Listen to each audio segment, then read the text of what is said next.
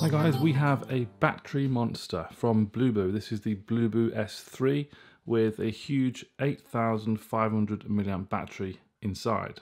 Has a MediaTek 6750T octa-core CPU with 4GB of RAM, 64GB of storage. It's also running Android 8.1. A 6-inch Sharp FHD Plus display, 1280 by 2160. It's 4G, it has fingerprint sensor, dual SIM, has dual rear cameras as well, 21 megapixel with a 5 megapixel supporting camera as well.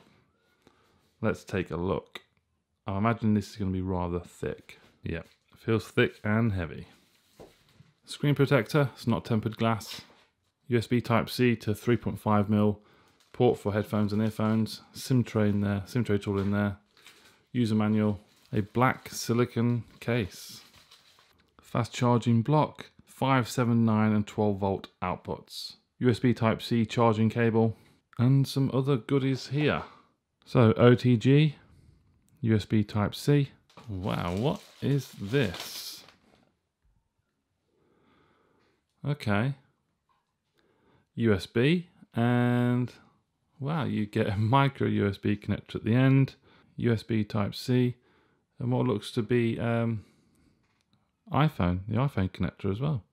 Yeah, that's great. 3 sort of different devices. Not seen that before with a mobile phone.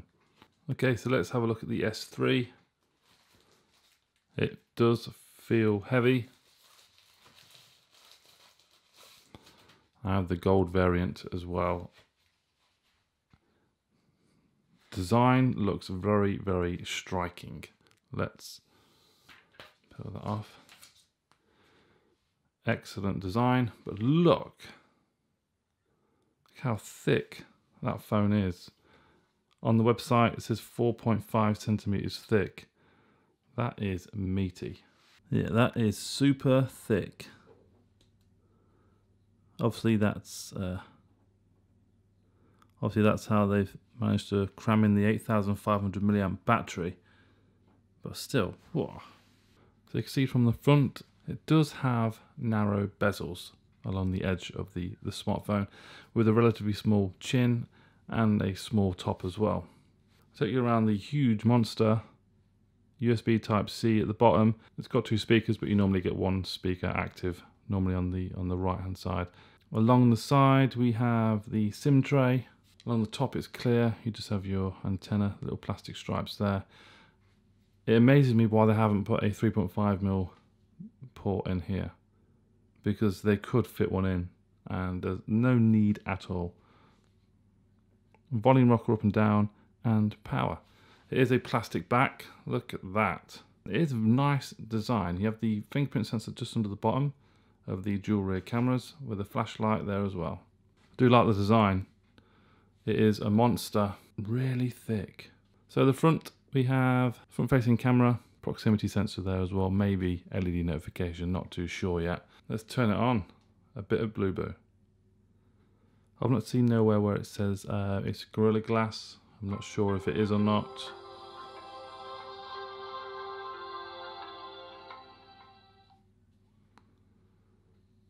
Okay, let me set this up.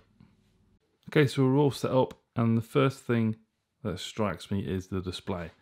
It's a full HD plus display from Sharp, similar to what you find on the VK World S8 that I've used recently. But check out the viewing angles on that.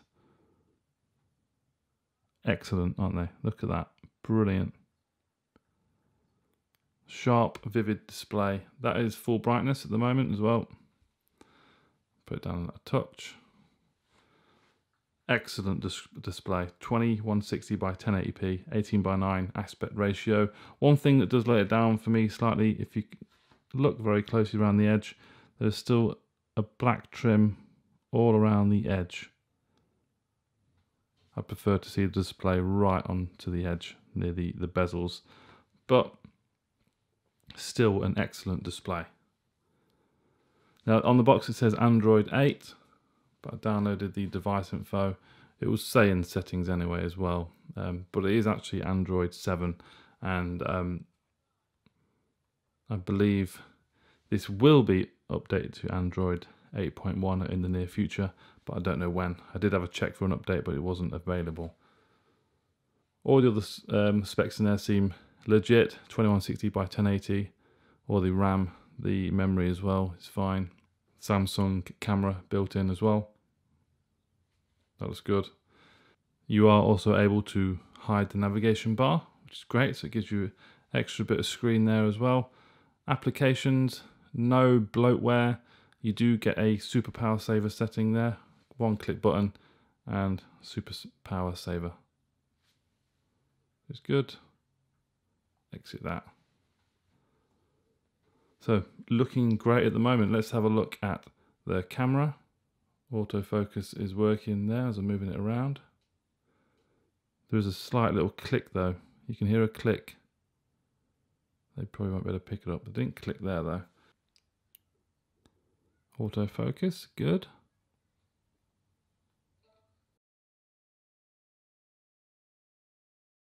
Do a quick video as well. Video capture on the Bluboo S3. Testing audio quality and video quality. And it doesn't look too bad. Colour accuracy looks great from this view as well.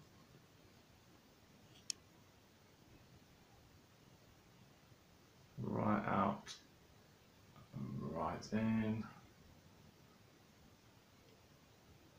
Okay. Front facing camera. So I'll take a selfie.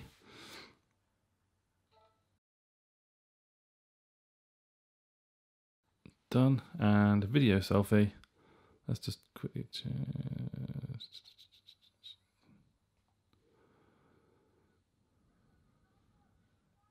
You do have EIS both on front facing and rear facing. I'll leave this off for the moment. So testing front facing video on the Bluboo S3. Has cropped the image now, so I'm guessing it's a 3GP video file. Let's have a look at the detail and the quality. It's not looking too bad. Let me know your thoughts, guys, on the front-facing camera on the S3. So the camera doesn't look too bad. I've enabled the fingerprint sensor. Let's show you that. It's just below here. It's quite easy to get to as well.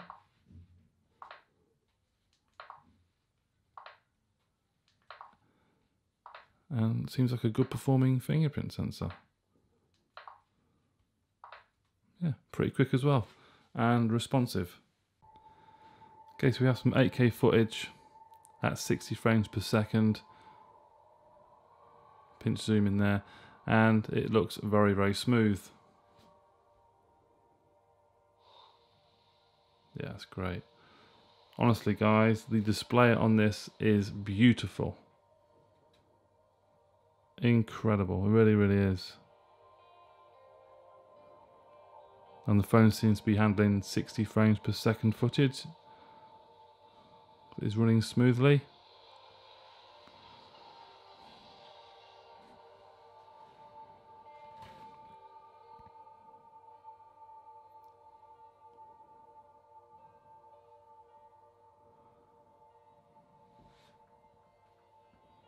Yeah, it's great. 6-inch display. Beautiful.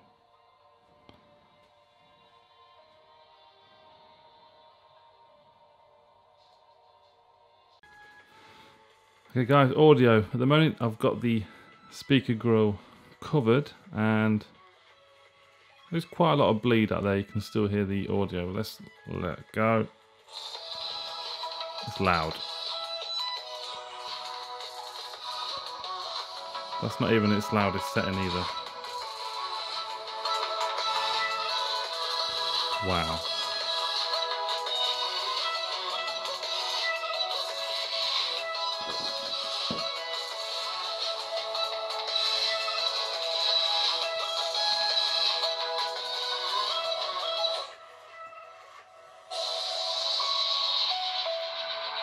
Okay, loudspeaker isn't bad, really, really loud, and I'm guessing there is bass loudness setting, which is on. Sound enhancement. Yes, it is. So if it is a little bit too much for you, you can turn that off. It does go very loud, does lack a little bit of bass though. This concludes the unboxing of the Bluboo S3 and a quick tour, camera test, fingerprint test, display and audio test. And so far out of the box, it's quite an impressive device. The screen, the main standout point for me, the Sharp FHD Plus display, 18:9 aspect ratio, 2160 by 1080p, and superb viewing angles as well. Very, very thick, which may put a few people off, but I'm going to go away and use it for a week, see how I got on with it. And obviously the big test is the battery, because it's 8,500 milliamps, so I'm expecting good battery life. But there's links in the description if you want to take a look. Bluboo, the company, did send this to me themselves, just like they did with the Bluboo D5 Pro. But as always, you'll get my full honest opinion in the review next week. Any questions, guys, please comment below, give the video a thumbs up, subscribe, and I'll see you very soon. Bye-bye.